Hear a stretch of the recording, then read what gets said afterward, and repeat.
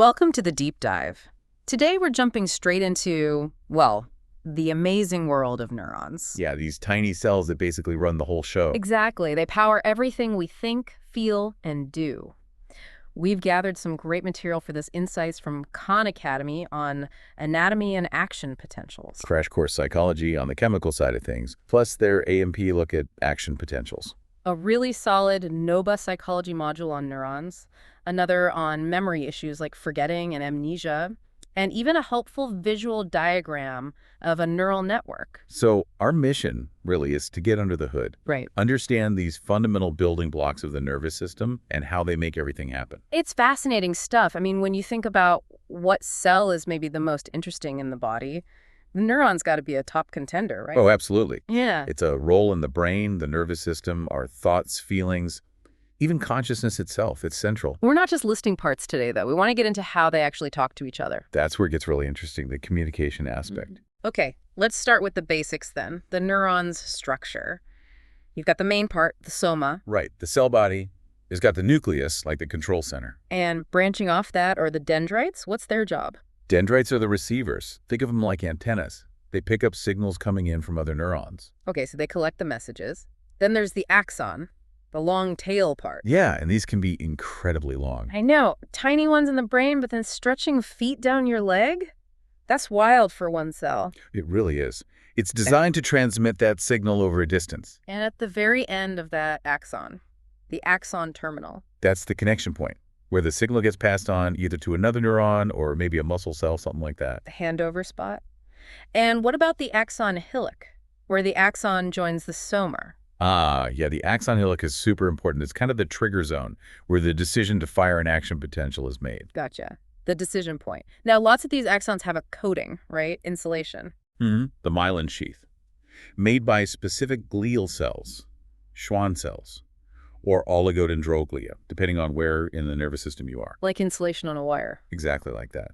And its job is speed. It makes the signal travel much, much faster. But it's not a solid coating. There are gaps. Right. Those are the nodes of Ranvier, little gaps in the myelin. And those gaps are important. Crucial. They're key for how the signal actually jumps down the axon really quickly. It's a process called saltatory conduction. If you look at that neural network diagram we mentioned, Right. you can see it laid out. Dendrites taking input, axons sending the impulse out, and that myelin sheath wrapped around it. Structure, perfectly supporting function. It really clicks when you see it visually. Ah. Okay, structure down. How does the signal itself work, this electrochemical communication? So when a neuron is just sitting there not firing, it has what's called a resting membrane potential. Meaning there's an electrical difference between the inside and outside. Exactly. It's about negative 70 millivolts inside relative to the outside. So the inside is negative. And that's because of ions, right? Charged particles. Yep. The main ones are sodium, Nal+, potassium, K+, chloride, Cl, and then some larger negatively charged molecules, often just called anions, A. And they're not evenly distributed? Not at all. There's way more sodium and chloride outside the cell and more potassium in those big anions inside. What keeps them separated like that? Why don't they just balance out? Two main forces are at play. One is diffusion things, wanting to move from high concentration to low concentration. Oh, yeah. The other is electrostatic pressure. Opposite charges attract, like charges repel. So potassium wants to diffuse out because there's more inside, but it's positive, and the inside is negative, so that electrical force kind of pulls it back in. It's a balancing act. Constant push and pull. And there's a pump involved, too, the sodium-potassium pump. Ah, yes, the pump is critical. It uses energy, ATP, to actively pump ions against their natural flow. What does it do specifically? It boots 3 sodium ions out for every 2 potassium ions it brings in. It's constantly working to maintain that negative charge inside and keep those concentration gradients strong, like bailing out a leaky boat, keeping things ready. So the neuron is primed. What actually makes it fire? What kicks off the signal? That's the action potential. It all starts with reaching a certain threshold potential, usually around minus 50, minus 55 millivolts. So it needs a trigger to get it from negative 70 up to that threshold. Right. If the stimulation it receives pushes the membrane potential at that axon hillock up to the threshold, boom, it fires. And it's an all or nothing thing. Completely. You either reach the threshold and get a full action potential, or you don't, and nothing happens, no half signals. How does it usually reach that threshold? Typically, it's through incoming signals from other neurons, causing a bit of depolarization, making the inside slightly less negative. If enough of those signals add up at the axon hillock, It hits the magic number. Then what?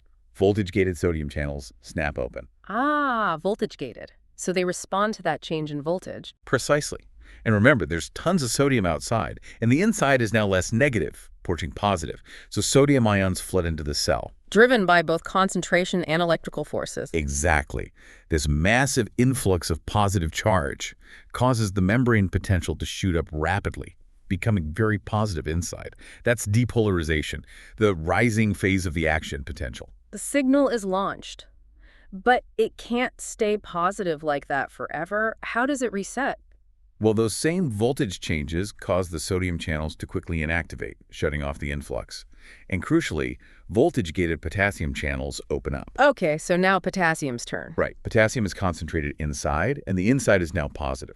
So both diffusion and electrostatic pressure push potassium ions out of the cell. Taking positive charge out with them. Exactly. That outflow of positive charge brings the membrane potential back down toward the negative resting state. That's repolarization. And sometimes it dips even lower than resting. Hyperpolarization. Yeah, that often happens briefly. The potassium channels can be a bit slow to close, so a little extra potassium leaks out, making the inside temporarily more negative than usual. Before settling back to negative 70 milliV. Okay, during this whole up and down spike, can the neuron fire again immediately? No, there's a critical recovery time called the refractory period. Right. First, there's the absolute refractory period. During depolarization and most of repolarization, the sodium channels are either open or inactivated. They absolutely cannot open again no matter how strong the stimulus. So, impossible to fire again then. Impossible. Then comes the relative refractory period during hyperpolarization. The sodium channels are ready again, but because the membrane is extra negative, you'd need a much stronger stimulus than usual to reach the threshold. What's the point of this refractory period? Two key things. It ensures the action potential only travels in one direction down the axon, away from the soma. It can't go backward because the part it just passed is refractory. The one-way street. Exactly. And it also limits the firing rate of the neuron. Makes sense. Now, let's loop back to that myelin sheath. How does it make things faster with those nodes of Ranvier gaps? This is saltatory conduction. It's pretty clever. In a myelinated axon, the action potential doesn't have to be regenerated step by step along the entire membrane. So it skips the myelinated parts? Kind of. The electrical current flows very quickly under the myelin sheath, like electricity through an insulated wire. When it reaches a node of Ranvier, where the axon membrane is exposed and packed with ion channels, It regenerates the action potential there? precisely. The signal is boosted back to full strength at the node, and then it jumps rapidly to the next node. So it's this leaving or jumping motion, much, much faster than regenerating along the whole length. Like an express train only stopping at major stations. That's a great analogy. It's a huge evolutionary advantage for rapid communication. Think reflexes, quick thought processes. Okay, so the electrical signal, the action potential, has zipped down the axon, maybe jumping along the nodes, and reached the axon terminal. Now what?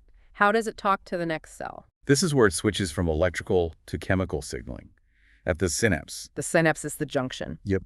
The tiny gap between the axon terminal of the sending neuron, the presynaptic neuron, and the dendrite or cell body of the receiving neuron, the postsynaptic neuron. A gap, so they don't physically touch. Usually not.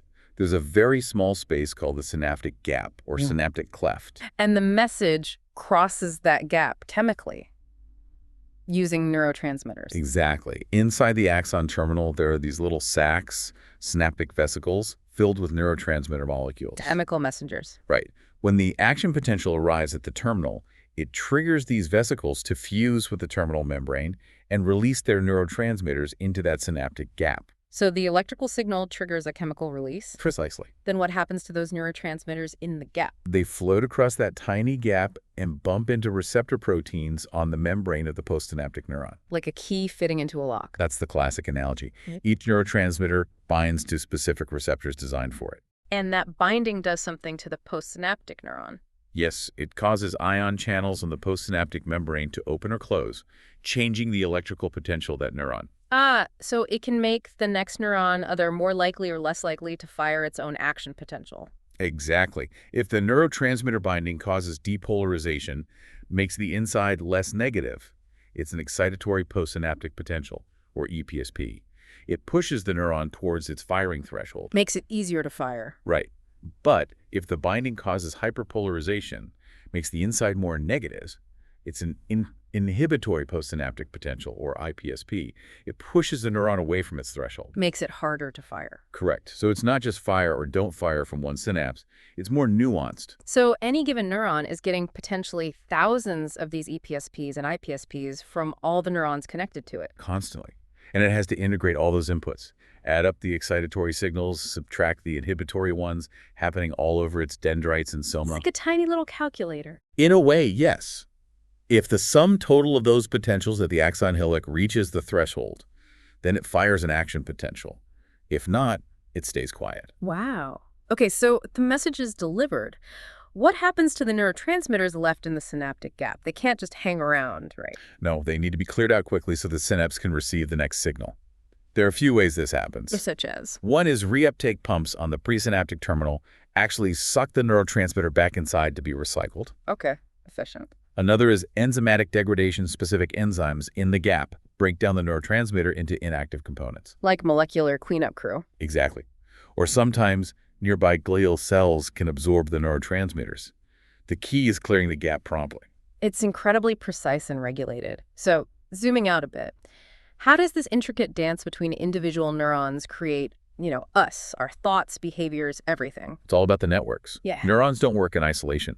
They form these incredibly vast and complex circuits, billions of them in the brain, trillions of connections. Mind-boggling numbers. Totally. And it's the patterns of activity within these networks, the way signals flow and interact, that underlies everything from seeing a color to feeling an emotion to solving a math problem.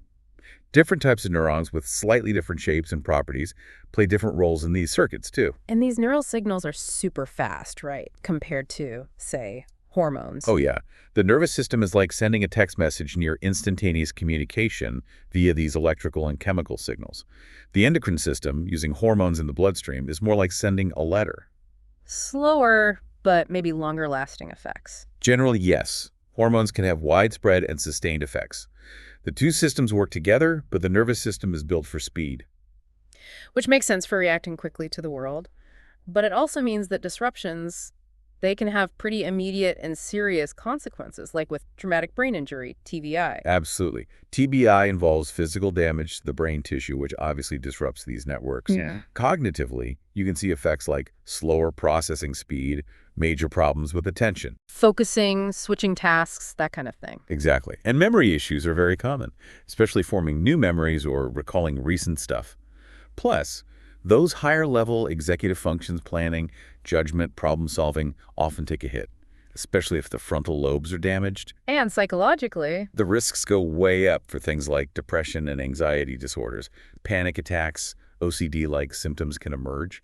And sometimes personality changes can happen directly because of the injury's location. It really highlights how much our mental state relies on the physical health of the brain. it really does. And speaking of memory, forgetting isn't always due to injury, right? We also looked at forgetting and amnesia more generally. Right. Forgetting is normal, even adaptive sometimes. Yeah. It can happen because we didn't encode the memory well in the first place. Like not really paying attention. Yeah, or the memory trace just decays over time if we don't use it. Yeah. Sometimes we lack the right cues to retrieve it, or other memories interfere, and sometimes we even actively try to suppress memories. And at the neuron level, that's maybe weakening connections. That's the thinking, yeah. Synaptic connections getting weaker or pruned away. Amnesia is different, though. It's a much more severe memory loss, often linked to specific brain damage. Like damage to the hippocampus. Often, yes. The medial temporal lobes are critical. You can have anterograde amnesia, can't form new memories after the injury, or retrograde amnesia, losing memories from before the injury. It all comes back to the health and function of these specific brain areas and the neurons within them. Maybe we should quickly touch on the overall organization, central versus peripheral nervous system. Sure. Big picture. Yeah. Central nervous system, CNS, is the command center, brain, and spinal cord. Peripheral nervous system, PNS, is everything else, all the nerves branching out, connecting the CNS to the body. And the brain itself has a major parts, the cerebrum, the brainstem. Cerebellum, too.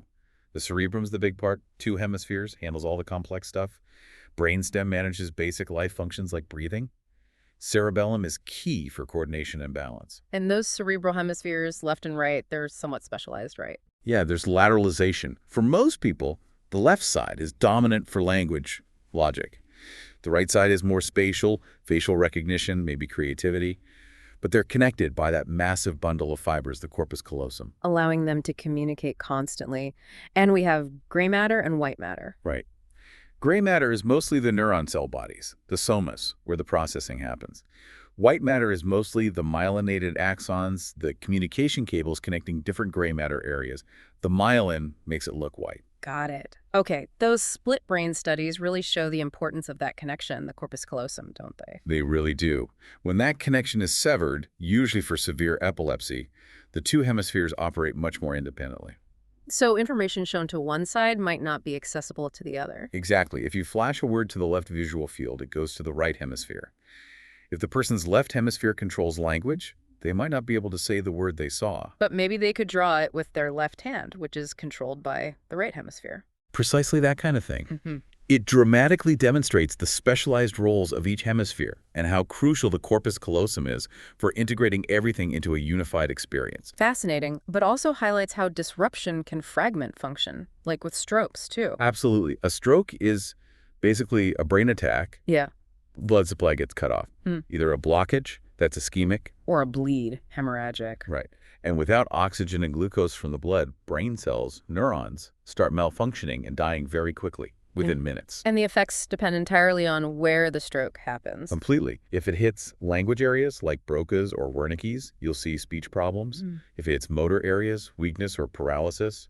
Sensory areas, numbness, and so on. Even a temporary blockage, a TIA or mini stroke? Yeah, a TIA causes stroke-like symptoms, but the blockage clears on its own, usually within 24 hours, and there's no permanent damage. But it's a major warning sign. It really underscores how vulnerable the brain is to interruptions in that vital blood supply. Definitely.